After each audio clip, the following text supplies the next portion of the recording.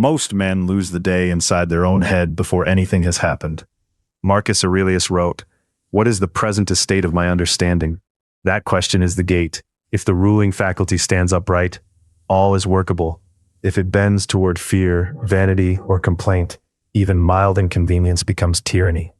Marcus did not write from a garden of ease. He wrote in the cold pressure of command, with dispatches arriving, bodies failing, and war close at hand. The scratch of the stylus on wax was private work. An emperor speaking to himself before speaking to the world. That is why the line carries weight. Epictetus taught the same law from the opposite station. A former slave, lame in body, seated on a plain stool, telling young men that freedom begins at the point where judgment is disciplined. The room would have been simple. Sandals by the wall, dust in the light, a pause before one student dared answer. He was teaching prohairesis. The passage cuts cleanly. What is the present estate of understanding? Herein lies all indeed. Everything else stands outside the compass of will. If it is outside the will, treat it as dead matter, as smoke. Marcus was not denying events. He was denying them the throne within. In his world, that meant plague, politics, bad reports, and the temper of other men. In ours, the forms change and the structure stays the same.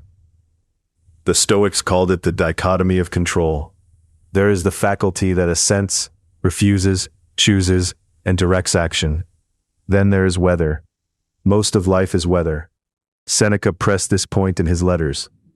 A man burns half his strength trying to command what belongs to fortune, then calls himself exhausted by life. He is exhausted by confusion. He mistakes possession for mastery, applause for worth, delay for injury. Smoke enters the room, and he builds a shrine to it. The common error is easy to name. People believe peace will come when circumstances finally obey. They wait for the perfect reply from another person, for a body that never aches, for work without insult, for plans without interruption. Meanwhile, the inner citadel lies unattended.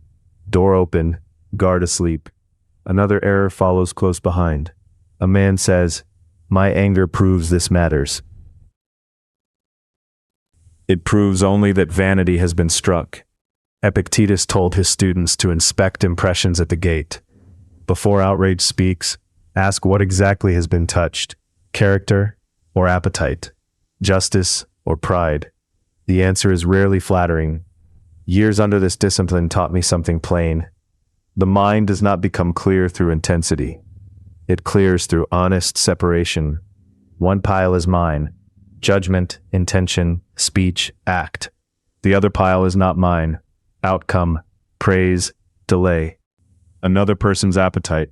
Once the sorting is done, the chest loosens, and work begins. Take a modern meeting gone badly. You prepared, spoke carefully, and someone dismissed the point in front of the room. The face grows warm, the jaw tightens. Marcus would ask for the present estate of understanding. Not tomorrow, now. Can you keep dignity, precision, and proportion for the next 5 minutes? Or a friend lies to you. The table goes quiet after the words land. A glass sweats in your hand. Here the discipline hardens. Their deceit belongs to them. Your part is narrower and more difficult. See clearly, speak truly, decide cleanly, and refuse the extra wound created by fantasy, revenge rehearsal, or self-pity. Consider a delayed flight, an aging parent, a market drop, a diagnosis that changes the rhythm of the house. The first movement of grief or frustration arrives by nature. The Stoics never asked stone from flesh. They asked that the second movement be governed. After the first blow, bring the mind back under law. This week, begin with 1 page on waking.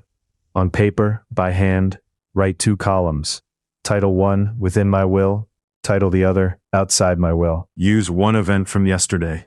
Keep the sentences bare. No decoration. This is training for vision. A cloudy mind hates simple distinctions because they expose waste. Second practice. Before sleep, sit in silence for 3 minutes beside a dim lamp or dark window. Review the day in order. Where did assent come too quickly?